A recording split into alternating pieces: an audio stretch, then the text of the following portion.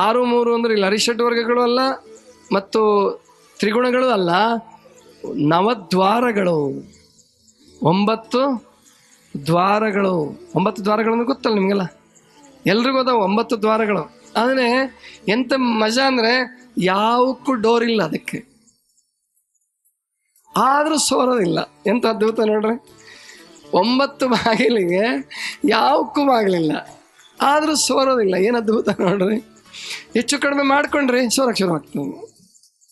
ಏನು ಮಜಾ ಇದೆಯಲ್ಲ, ಎಂಥ ಅದ್ಭುತ ನೋಡ್ರಿ. ಇನ್ನೇನು ನೋಡ್ಬೇಡ್ರಿ, ನಿಮ್ಮನ್ನು ನೀವು ನೋಡ್ಕೊಂಡ್ರೆ ಸಾಕು, ಪರಮಾತ್ಮನ ಅಸ್ತಿತ್ವ ಕಂಡುಬಿಡ್ತದ್ರೆ. ಯಾವುದಪ್ಪ? ಮೂಗಿನ 2 ಹೊರಳೆಗಳು, ಕಿವಿ 2, ಕಣ್ಣೆರಡು, ಬಾಯಿ 1, ಎಷ್ಟಾಯ್ತು? 7 ಆಯ್ತು. +1 2 ಗೊತ್ತಾಯ್ತಾ? ಅರ್ಥ ಆಯ್ತಲ್ಲ? 9 ದ್ವಾರಗಳು. ಇವನು ಕಟ್ಟಬೇಕಂತ ನೋಡ್ರಿ. ಇವನು ಕಟ್ಟಿದ್ರೆ ಮೇಲಕ್ಕೇರಕ್ಕೆ ಸಾಧ್ಯ ಅಂತೆ, ಇಲ್ಲ ಅಂದ್ರೆ ಕೆಳಗೆ ಬೀಳೋದಂತಾರ ಅವ್ರು. ಹಂಗಾದ್ರೆ ನೀವು ಅಂತೀರಿ, ಹಂಗಾರೆ ನಾಳೆಯಿಂದ ನಿಮ್ಮ ಸಾವಾಸವೇ ಬೇಡ. 9 ಕಟ್ಟಬೇಕಂದ್ರೆ ಏನ್ರಿ ನೀವು ಹೇಳೋದು?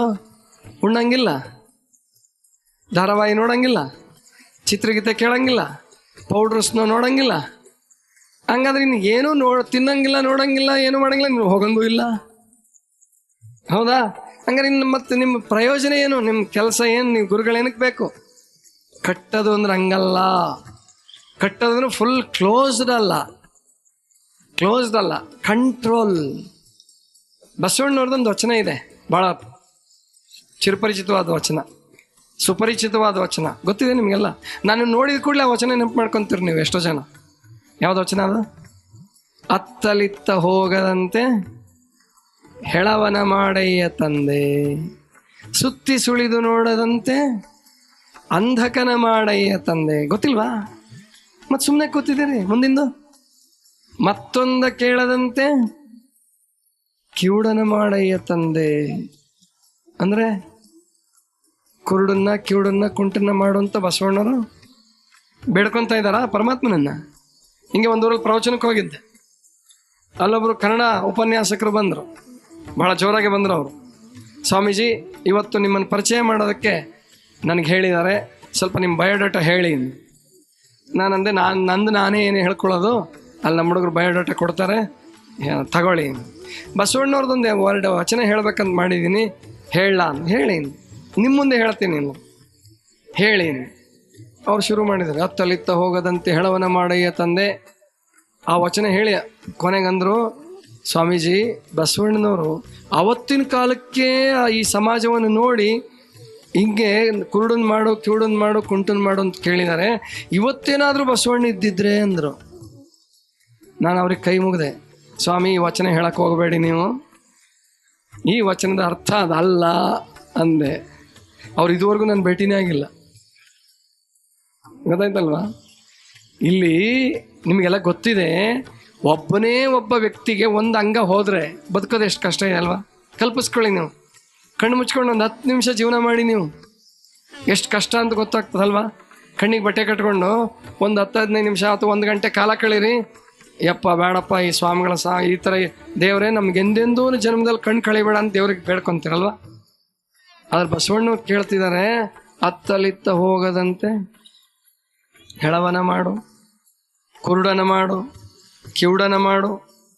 ಒಬ್ಬನೇ ವ್ಯಕ್ತಿಯನ್ನು ಕುಂಟನ್ನು, ಕುರುಡನ್ನು, ಕಿವುಡನ್ನು ಮಾಡಿದ ಗತಿಯನ್ನು ಒಬ್ಬನೇ ವ್ಯಕ್ತಿ 3 ತೆಗೆದಾಕ್ಬಿಡೋದು. ಅವನ ಬದುಕಿಗೆ ಏನಾರು ಅರ್ಥ ಇದೆಯಾ? ಖಂಡಿತ ಇಲ್ಲ.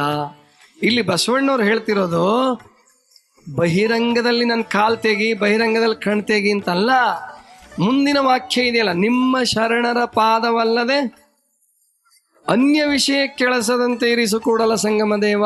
ಇದು ಗಾಂಧೀಜಿ ಹತ್ರ ಒಂದು 3 ಗೊಂಬೆ ಇದ್ದು ಅಂತಲ್ಲ, ನೋಡಿದಾರ ನೀವು? ಚಿತ್ರದಲ್ಲೆಲ್ಲ ನೋಡಿರ್ತೇವೆ, 3 ಮಂಗನ ಚಿತ್ರಗಳು ಅಲ್ಲ, 3 ಮಂಗನ ಮೂರ್ತಿಗಳಿದ್ದು ಅಂತ ಯಾವಾಗಲೂ ಇಟ್ಕೊಂಡಿರ್ತಿದ್ರಂತ ಅವ್ರು, ತಮ್ಮ ಮೇಜಿನ ಮೇಲೆ ಇಟ್ಕೊಂಡಿರ್ತಿದ್ರಂತ. ಒಂದು ಏನು ಮುಚ್ಚಿದೆ, ಒಂದು ಕಣ್ಣು ಮುಚ್ಚಿದೆ, ಒಂದು ಬಾಯಿ ಮುಚ್ಚಿದೆ, ಒಂದು ಕಿವಿ ಮುಚ್ಚಿದೆ. ಏನಿದರ ಅರ್ಥ? ಕಣ್ಣು ಮುಚ್ಚಿರೋದ್ರ ಅರ್ಥ ಕೆಟ್ಟದ್ದನ್ನ ನೋಡಲೇಬೇಡ ಅಲ್ಲ, ಕೆಟ್ಟದ್ದನ್ನ ನೋಡಲ್ಲ.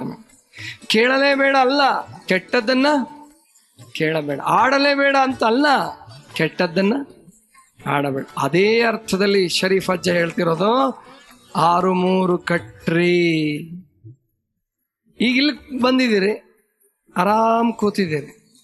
ನಿಮ್ಮನ್ನೆಲ್ಲ ತಗೊಂಡೋಗಿ ಇವಾಗ ಇಷ್ಟೂ ಜನ ತಗೊಂಡೋಗಿ ಬಾರಲ್ಲಿ ಕೂರಿಸ್ಬಿಟ್ರೆ ಹೆಂಗಿರ್ತದೆ? ನಾವು ಅಲ್ಲಿ ಸುಮ್ಮನೆ ಇರ್ತಾವೆ ನೀವೆಲ್ಲ? ಏನು ವಾ ಬಾಬು ನೋಡ್ಬೇಕು ಅವ್ರನ್ನ. ನೀವೇನು ಅಲ್ಲ ಅವ್ರ ಮುಂದೆ. ಅವ್ರ ಬಾರಲ್ಲಿ ಕೂತ್ ಮಾತಾಡ್ತಿರ್ತಾರಲ್ಲ, ಎಲ್ಲದು ದಾರ್ಶನಿಕರಾಗೋಗ್ಬಿಟ್ಟಿರ್ತಾರ. ತತ್ವಜ್ಞಾನಿಗಳು, ದಾರ್ಶನಿಕರು ಎಲ್ಲರೇ ಶರೀಫ್ ಅಜ್ಜನೇ ಕುಡ್ದನೋ ನಮ್ದೇನಂತಾರ. ಹೌದಿಲ್ಲ? ಅವ್ರ ಉದಾಹರಣೆ ಕೊಡೋದು ಅವ್ರನ್ನೇ. ಶರೀಫ್ ಅಜ್ಜ ಕುಡ್ದಾನಪ್ಪ, ಗೋವಿಂದ ಭಟ್ಟ ಅಜ್ಜ, ಗೋವಿಂದ ಅಜ್ಜ ಕುಡ್ದಾನ, ನಮ್ದೇನು? ನಾವೆಲ್ಲ ಅವ್ರ ಸಂತಾನ ಅಂತಾರ. ಅವರು ಯಾವ್ದ್ರಲ್ಲಿ? ಕುಡಿಯೋದ್ರಲ್ಲ ಅಷ್ಟೇ. ಅವ್ರಿಗಿದ್ದ ಜ್ಞಾನ.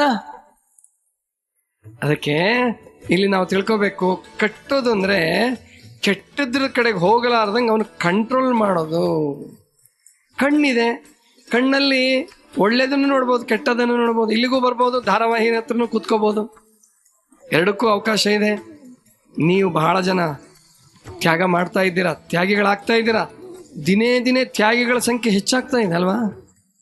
ಧಾರಾವಾಹಿ ಬಿಟ್ಟು ಬರ್ತಿರಲ್ಲ, ತ್ಯಾಗಿಗಳ ಸಂಖ್ಯೆ ಹೆಚ್ಚಾಗ್ತಾ ಇದೆ. ಬಹಳ ಸಂತೋಷ. ಊರ್ಧ್ವಮುಖಿ ಪ್ರಯಾಣವನ್ನು ಮಾಡೋದು. ಈಗ ಸದ್ಯಕ್ಕೆ ನಮ್ದು ಅಧೋಮುಖ ಪ್ರಯಾಣ ಆಗಿದೆ. ಹೇಗ್ರಿ ಅಂದರೆ, ಈಗ ಒಂದು ಮನೆ ಕಟ್ತೀರಾ ಅಂತ ಇಟ್ಕೊಳ್ಳಿ.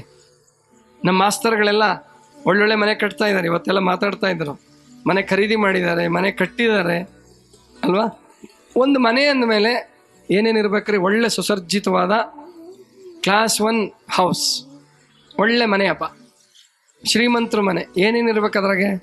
ಕಿಚನ್ ಚೆನ್ನಾಗಿರ್ಬೇಕು, ಕಿಚನ್ ಇರಬೇಕು, ಆಮೇಲೆ ಬೆಡ್ರೂಮ್ ಇರಬೇಕು, ಕಿಚನ್ ಇರ್ಬೇಕು, ಆಮೇಲೆ ಅಡುಗೆ ಮನೆ, ಆಮೇಲೆ ಏನಿರ್ಬೇಕು? ದೇವ್ರ ಕೋಣೆ ಇರ್ಬೇಕಾ ಬೇಡವಾ? ಇರಬೇಕು. ಆಮೇಲೆ ಬಂದವ್ರಿಗೆ ಕೂತ್ಕೊಳ್ಳೋಕ್ಕೆ ಮಾಡೋಕ್ಕಿಂತ ಹಾಲ್ ಇರಬೇಕು, ವಿಸಿಟಿಂಗ್ ರೂಮ್ ಇರಬೇಕು, ರೀಡಿಂಗ್ ರೂಮ್ ಇರಬೇಕು. ಹುಡುಗರು ಭಾಳ ಚಲೋ ಇದ್ವು ಅಂದರೆ ರೀಡಿಂಗ್ ರೂಮ್ ಮಾಡಿಕೊಡ್ಬೇಕು. ಇಷ್ಟೇ ಸಾಕಾ? ಇನ್ನೆರಡು ಕಟ್ಟಿಸ್ಲಿಲ್ಲ ಅಂದ್ರೆ ಮೋದಿ ಬಂದ್ಬಿಡ್ತಾನೆ. ಮತ್ತೆ ಟಾಯ್ಲೆಟ್ ಇರಬೇಕು, ಬಾತ್ರೂಮ್ ಇರಬೇಕು. ಹೌದಾ ಇಲ್ವಾ? ನೀವು ಬೇಕಾದಂಥ ಮನೆ ಕಟ್ಟ್ರಿ, ಟಾಯ್ಲೆಟು ಬಾತ್ರೂಮ್ ಇಲ್ಲ ಅಂದ್ರೆ ಅದು ಅಪೂರ್ಣ ಆಗ್ತದೆ ಮನೆ. ಹೌದಾ ಇಲ್ವಾ? ಅಂದರೆ ಒಂದು ಮನೆ ಅನ್ನಬೇಕಾದ್ರೆ ಎಲ್ಲವೂ ಇರಬೇಕಾಗ್ತದೆ. ಹಂಗೆ ಪರಮಾತ್ಮನು ತನ್ನ ಮನೆ ಕಟ್ಕೊಳ್ಳುವಾಗ ಅದ್ಭುತ ಮಾಡಿದನ್ರಿ. ಹೌದಾ? ಇದರಲ್ಲಿ ದೇವ್ರ ಕೋಣೆ ಇದೆ, ಬೆಡ್ರೂಮ್ ಇದೆ, ವಿಸಿಟಿಂಗ್ ರೂಮ್ ಇದೆ, ಟಾಯ್ಲೆಟ್ ಬಾತ್ರೂಮ್ ಇದೆ. ಕೆಲವು ತಾಯಿಂದ್ರೆ ಹೇಳ್ತಿರ್ತಾರೆ, ಆ ಟಾಯ್ಲೆಟ್ ಬಾತ್ರೂಮ್ ದೂರ ಇಡ್ರಿ, ಹೊರಗೆ ಇಡ್ರಿ ಅವನ್ನ ಅಂತ ಹೇಳ್ತಿರ್ತಾರೆ. ಕಿಚನ್ ಹತ್ರ ತರಬೇಡ್ರಿ, ದೂರ ಇಡ್ರಿ ಅಂತ. ಆದ್ರೆ ದೇವ್ರೇನು ಮಾಡ್ಯಾನ ಗೊತ್ತೇನ್ರಿ? ಎಲ್ಲ ಅಟ್ಯಾಚ್ಡ್ ಮಾಡಿಬಿಟ್ಟಾನ. ಎಲ್ಲ ಅಟ್ಯಾಚ್ಡ್. ಕಿಚನ್ನು, ಜಠರ ಅಂದ್ರೆ ಕಿಚನ್ನು, ಸಣ್ಣ ಕರಳು ಅಂದ್ರೆ ಕಿಚನ್ನು, ದೊಡ್ಡ ಕರಳು ಟಾಯ್ಲೆಟ್. ಹೌದಾ? ಅಲ್ಲೇ ಎಲ್ಲ ಅಲ್ಲಲ್ಲೇ. ಆಧಾರ ಚಕ್ರವೇ ಟಾಯ್ಲೆಟ್, ಸ್ವಾಧಿಷ್ಠಾನ ಚಕ್ರವೇ ಬಾತ್ರೂಮ್. ಗೊತ್ತಾಯ್ತಲ್ಲ? ಆಧಾರ ಚಕ್ರ ಅಂದರೆ ಆಧಾರ ಚಕ್ರ ಗೊತ್ತಾಯ್ತಲ್ಲ? ಬೆನ್ನು ಮೂಳೆ ಕೊನೆ ಭಾಗದಲ್ಲಿ ಇರ್ತದೆ. ಸ್ವಾಧಿಷ್ಠಾನ ಚಕ್ರ ಕಾಮಕೇಂದ್ರದ ಬಳಿ ಇರ್ತದೆ. ಮಣಿಪೂರಕ ಚಕ್ರ ಕಿಚನ್, ಅಡುಗೆ ಮನೆ. ಅನಾಹತ ಚಕ್ರ ದೇವ್ರ ಮನೆ, ಇದು ಬೆಡ್ರೂಮ್. ಗೊತ್ತಾಯ್ತಲ್ಲ? ವಿಶುದ್ಧಿ ಚಕ್ರ ಇಲ್ಲಿ ನಿದ್ದೆ ಮಾಡುವಾಗ ಸಾಮಾನ್ಯ ಇಲ್ಲಿರ್ತದೆ ಇಲ್ಲಿ. ಆಮೇಲೆ ವಿಸಿಟಿಂಗ್ ರೂಮ್, ಇದು ಧ್ಯಾನ ಕೇಂದ್ರ, ಇದು ವಿಸಿಟಿಂಗ್ ರೂಮ್. ಭೇಟಿ ಆಗೋದು, ಎಲ್ರಿಗೂ ನೋಡೋದು, ಮಾತಾಡಿಸೋದು, ಇದು ಮಹಾದೇವರ ಮನೆ. ಈಗ ನಾವೇನು ಮಾಡ್ತಾ ಇದ್ದೀವಿ ಅಂದರೆ 3 ಕಡೆ ಅಷ್ಟೇ ಅಡ್ಡಾಡ್ತಾ ಇದ್ದೀವಿ. Kitchen, bathroom, toilet, kitchen, bathroom, toilet. ದೇವ್ರ ಕೋಳಿ ಓಪನ್ನೇ ಆಗಿಲ್ಲ. ಅದಕ್ಕೆ ಡಾಕ್ಟ್ರ್ ಓಪನ್ ಸರ್ಜರಿ ಮಾಡ್ಬೇಕಂದ. ಅದು ಓಪನ್ ಆಗಿದ್ರೆ ಅಷ್ಟದಳ ಕಮಲ ಅಂತ ಇರ್ತದೆ ಇಲ್ಲಿ. ಅಷ್ಟದಳ ಕಮಲ ಅರಳಿದ್ರೆ, ಊರ್ಧ್ವಮುಖಕ್ಕೆ ಏರಿದ್ರೆ ಬೈಪಾಸು ಬೇಕಾಗಿರಲಿಲ್ಲ, ಸ್ಟಂಟು ಬೇಕಾಗಿರಲಿಲ್ಲ, ಏನದು ECGನೂ ಬೇಕಾಗಿರಲಿಲ್ಲ, ಎಂಥದ್ದು ಬೇಕಾಗಿರಲಿಲ್ಲ. ಆ ಓಪನ್ ಆಗಿಲ್ಲ ಅಂತ ತಿಳ್ಕೊಂಡು ದೇವ್ರ ಕೋಲಿ ತೆಗೆದೇ ಇಲ್ಲ. ಬೆಡ್ರೂಮಲ್ಲಿ ಒಂಚೂರು ವಾಸ. ಗೊತ್ತಾಯ್ತಾ? ಅದಕ್ಕೆ ನಾವಿಲ್ಲಿ ತಿಳ್ಕೊಬೇಕು. ಶರೀಫ್ ಅಜ್ಜ ಹೇಳ್ತಾನೆ, ಸ್ವಲ್ಪ ಜಟ್ಟಿಗಳಾಗ್ರಪ್ಪ, ಗಟ್ಟಿಗರಾಗ್ರಿ, 6-3 ಕಟ್ಟಿ ಮೇಲಕ್ಕೆ ಏರ್ರಿ. ಮೇಲಕ್ಕೇರ್ರಿ, ಸಾಧನೆ ಮಾಡ್ರಿ.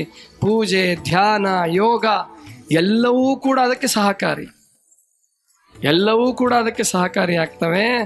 6 ಕಟ್ಟಿ ಮೇಲಕ್ಕೆ ಏರಿದವನೇ ಝಟ್ಟಿ. ಮೇಲಕ್ಕೇರೋದಂದ್ರೆ ಹೃದಯದಲ್ಲಿ ವಾಸವಾಗೋದು, ಅಥವಾ ಇಲ್ಲಿ ಧ್ಯಾನಾಸಕ್ತರಾಗಿರೋದು, ವಿಕಾರಗಳನ್ನು ಕಡಿಮೆ ಮಾಡ್ಕೊಳ್ಳೋದು, ವಿಕಾರಗಳು ಇಲ್ಲದಂಗೆ ಬದುಕೋದು, ಇದೇ ಮೇಲಕ್ಕೇರೋದು.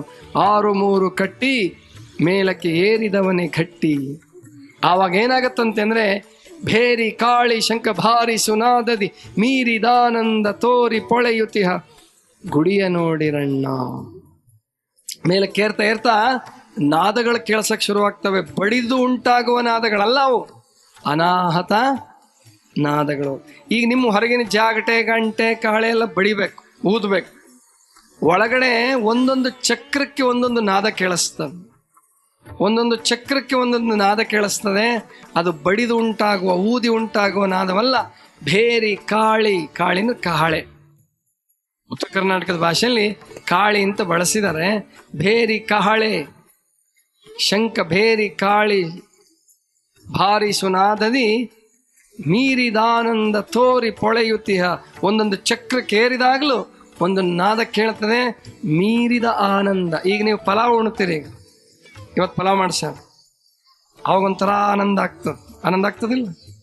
ಅದರಲ್ಲೂ ಪ್ರಸಾದ, ನೀವು ಅಡುಗೆ ಮಾಡಿಲ್ಲ, ಪಾತ್ರೆ ತೊಳೆಯಂಗಿಲ್ಲ, ಹೌದಿಲ್ಲ? ಖುಷಿ ಆಗ್ತದೆ. ಇವಾಗ ಪ್ರಸಾದ ಯಾಕೆ ಖುಷಿ ಕೊಡ್ತದೆ ಅಂದರೆ, ನಾವೇನೂ ಮಾಡಲ್ಲ, ಆದ್ರೆ ನಮಗೆ ತಂದು ನೀಡ್ತಾರ, ಅದಕ್ಕೆ ಖುಷಿ ಆಗ್ತದೆ ನಮಗಲ್ಲ ಪ್ರಸಾದ. ಅದೇ ಭಾಳ ಚಲೋ ಇದೆಯಪ್ಪ ಪಲಾವ್ ಅಂತ ಹೇಳಿ 1 ತಟ್ಟೆ ಬದಲು 2 ತಟ್ಟೆ ತಿಂದುಬಿಡಿ, ದುಃಖ ಶುರು. ಅಲ್ಲೇ ದುಃಖ, ಸುಖ ಇದ್ದಿದ್ದು ದುಃಖವಾಗಿ ಪರಿವರ್ತನೆ ಆಯಿತು.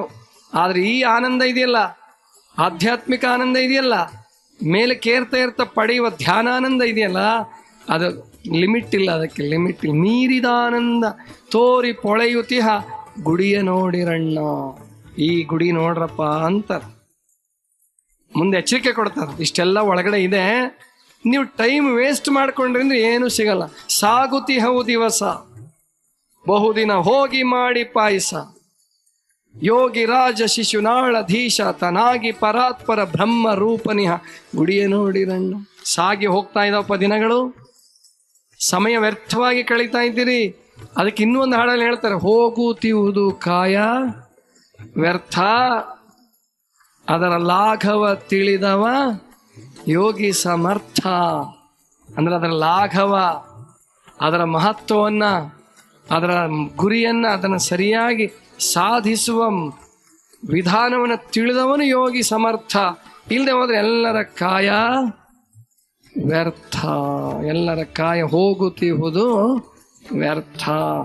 ಆದ್ದರಿಂದ ದಿನ ಮುಗಿಯೋದ್ರೊಳಗೆ, ಆಯುಷ್ಯ ಮುಗಿಯೋದ್ರೊಳಗೆ ಪರಮಾತ್ಮನನ್ನು ಅರಿತು ಬಿಡ್ರಪ್ಪ ಅಂತ ಹೇಳಿ ಶರೀಫ್ ಅಜ್ಜ ಹೇಳಕತ್ತ. ಗೊತ್ತಾಯ್ತಲ್ವಾ?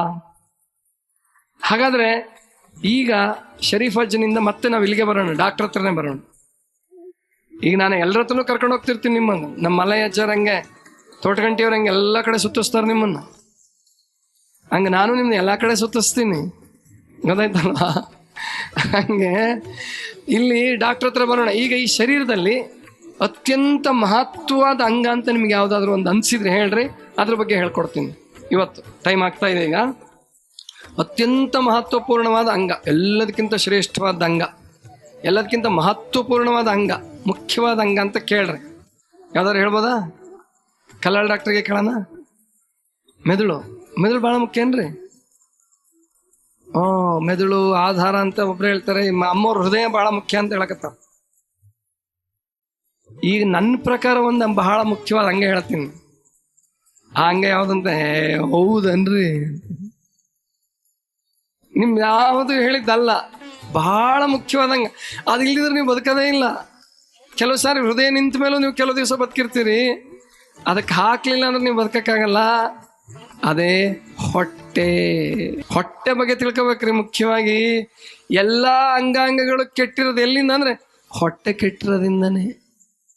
ಹೊಟ್ಟೆ ಸರಿಪಡಿಸ್ಕೊಳ್ಳಿ, ಹೊಟ್ಟೆ ಚೆನ್ನಾಗಿಟ್ಕೊಳ್ಳಿ, ನಿಮ್ಮೆಲ್ಲ ಅಂಗಾಂಗಗಳು ಅವಾಗ ಕೆಲವ್ರು ಹೇಳ್ತಾರೆ, ಹೌದ್ರಿ ನಾವು ಹೊಟ್ಟೆ ಭಾಳ ಚೆನ್ನಾಗಿ ಇಟ್ಕೊಂಡಿದ್ದೀವಿ.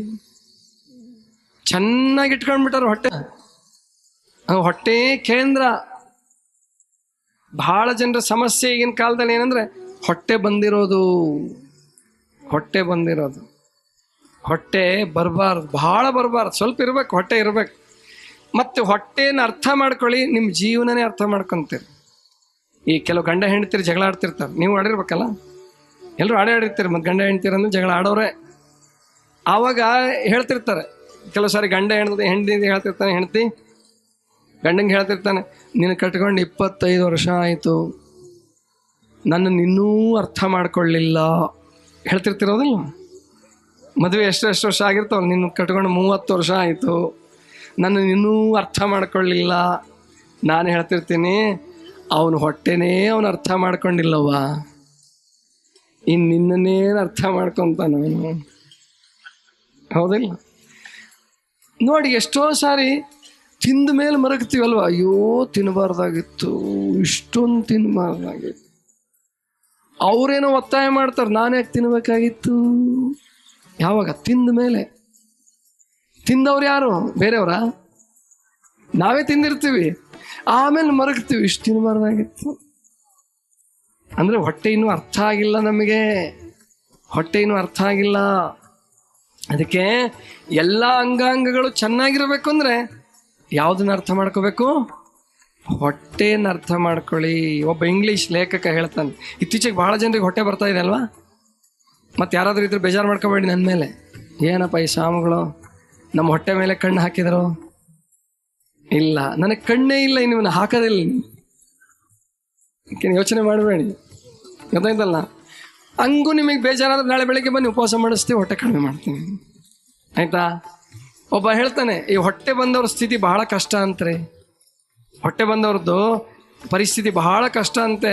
ಅವನು ಹೇಳ್ತಾನೆ, ತಮಾಷೆ ಮಾಡ್ತಾನೆ, ಇವರು ಹೊಟ್ಟೆ ಬಂದವ್ರ ಸ್ಥಿತಿ ಹೆಂಗೆ ಅಂದರೆ ಎವರ್ ಪ್ರೆಗ್ನೆಂಟ್. ಎವರಂದ್ರೆ ಗೊತ್ತಾಯ್ತಾ ಇಂಗ್ಲೀಷ್? ಭಾಳ ಚೆನ್ನಾಗಿ ಅರ್ಥ ಮಾಡ್ಕೊತೀವಿ ಕಲಗಟ್ಟಿ ಜನ. ಎವರಂದ್ರೆ ಯಾವಾಗಲೂ ಅಂತ. Ever pregnant. ಪ್ರೆಗ್ನೆಂಟ್ ಅಂದ್ರೆ ಗೊತ್ತಲ್ಲ, ಗರ್ಭಿಣಿ. ಯಾವಾಗಲೂ ಖಾಯಂ. ಖಾಯಂ ನಿಮ್ಮ ಶಬ್ದದಲ್ಲಿ ಇವಾಗ ಖಾಯಂ, ಗೊತ್ತಾಯ್ತಾ? Never delivery. Ever pregnant, never delivery. ಆಕೆ 9 ತಿಂಗಳಿಗಾದ್ರೆ ಎತ್ತು ಖಾಲಿ ಮಾಡಿ ಹೊರಗೆ ಹಾಕಿ ಆರಾಮಾಗಿ ಬಿಡ್ತಾಳ. ಇವೊಂದು ನೆವರ್ ಡಿಲಿವರಿ. ಎಲ್ಲಿ ತನಕ? ಅವ್ರು ಕುಯ್ದು ಆಪ್ರೇಷನ್ ಮಾಡಿ ಕರಳು ಸಣ್ಣದು ಮಾಡ್ತಾನೆ, ಅವಾಗಲೂ ಸಣ್ಣದಾಗಲ್ಲ. ಅದು ಏನು ಭಾಳ ಅಂದ್ರೆ ಒಂದು 10 kg ತೆಗಿಬೋದು ಅವರು. ಇವನು 120 kg ಇದ್ರೆ ಏನು ಮಾಡ್ತೀರಿ ನೀವು? ನಮ್ಮ ಆಶ್ರಮಕ್ಕೆ ಬಂದಾರ ಕೆಲವರು, ಉಪವಾಸಕ್ಕೆ ಬರ್ತಾರ. ನಮ್ಮ ತೂಕದ ಮಷಿನ್ ತೋರ್ಸಂಗಿಲ್ಲ ಅವ್ರನ್ನ, ಯಾಕಂದ್ರೆ ನಮ್ಮ 150 ಲಾಸ್ಟು, ಅವ್ರು ಇರ್ತಾರೆ 160, 170. ಆವಾಗ ಹೋಗ್ರಿ ಅಲ್ಲಿಗೆ ದಲಾಲಿ ಅಂಗಡಿಗೆ ಹೋಗ್ರಿ, ಅಲ್ಲೇ ನೋಡ್ಕೊಂಬರ್ರಿ ಅಂತೇಳಿ ಅವನಿಗೆ ತಿಳಿತಾ? ಅರ್ಥ ಆಯ್ತಲ್ಲ? ನಿಜವಾಗ್ಲೂ ಬಂದಾರ್ರಿ, 170 kg ಬಂದಾರ ನಮ್ಮಲ್ಲಿ. ಬಂದಾರ. ಪಾಪ ಬಹಳ ಕಷ್ಟ ಅವ್ರ ಸ್ಥಿತಿ. ಪಾಪ ಅವ್ರ ತಪ್ಪಲ್ಲ, ಅದು ಯಾವ ಜನ್ಮದಾಗ ಬಯಸಿರ್ತಾರೋ ಉಣ್ಣಕ್ಕೆ. ಎಷ್ಟು ಜನ್ಮಗಳ ತಪಸ್ಸಿನ ಫಲವೋ. ಉಂಡಿದ್ದೆಲ್ಲ ಖಾಯಂ ಹಂಗೆ ಇದ್ದು ಬಿಡ್ತದ, ಫ್ಯಾಟಾಗಿ ಕನ್ವರ್ಟ್ ಆಗಿಬಿಡ್ತದೆ. ಏನು ಮಾಡ್ಬೇಕು ಪಾಪ ಅವರು. ಅದಕ್ಕೆ ಹಿಂಗೆ ಹೊಟ್ಟೆ ಬರೆಸ್ಕೋಬಾರ್ದು, ಹೊಟ್ಟೆ ಬರೆಸ್ಕೋಬಾರ್ದು, ತಿಳಿತಾ? ಅದಕ್ಕೆ ಹೊಟ್ಟೆ ಅರ್ಥ ಮಾಡ್ಕೊಳ್ಳಿ. ಹೊಟ್ಟೆನ ಈಗ ರಾತ್ರಿ ಮಾತಾಡಿಸಿ, ಯಾರನ್ನ? ಹೊಟ್ಟೆನ ಮಾತಾಡಿಸಿ, ನಿಮ್ಮ ಮನೆಯವ್ರನ್ನಲ್ಲ. ಅವ್ರು ಹೇಳ್ತಾರೆ ಬರ್ರಿ ಊಟ ಮಾಡ್ರಿ, ಒಗ್ಗರಣೆ ಹಾಕಿ ಬಿಟ್ಟಿರ್ತಾರ ಅವ್ರು ಖಾಯಂ. ನಿಮ್ಮ ಹೊಟ್ಟೆನ ಮಾತಾಡಿಸಿ, ಏನಪ್ಪ ಹೊಟ್ಟೆ ಏನು ಬೇಕಾ? ಅದು ಹೇಳತ್ ಬೇಡ, ಹಸಿವಿಲ್ಲ ಅನ್ನತ್ತದ. ಆದ್ರೆ ನಾಲ್ಗೆ ಇದೆಯಲ್ಲ, ಮೋಸ್ಟ್ ಡೇಂಜರಸ್ ಇದು. ನಾಲ್ಗೆ ಇದೆಯಲ್ಲ, ಹೇಳ್ತಿರ್ತದ ಹೊಟ್ಟೆ ಬೇಡ ಅಂತಿರ್ತದ, ಸಾಕು ಅಂತಿರ್ತದ. ಉಣ್ಣಕ್ಕೆ ಕೂತಾಗ್ಲೂ ಕೂಡ ಹೊಟ್ಟೆ ಹೇಳ್ತಿರ್ತದ ಸಾಕು ಅಂತಿರ್ತದ. ನಾಲ್ಗೆ ಹೇಳ್ತದೆ ಹಾಕು ಹಾಕು. ಹೊಟ್ಟೆ ಹೇಳ್ತದೆ ಸಾಕು, ನಾಲ್ಗೆ ಹೇಳ್ತದೆ ಹಾಕು. ಯಾಕೆ? ನಮ್ಮಪ್ಪನ ಮನೆ ಗಂಟೆ ನೋಡ್ಕೊ, ಟೇಸ್ಟ್ ನೋಡ್ತೀನಿ, ಪೋಸ್ಟ್ ಮಾಡ್ತೀನಿ.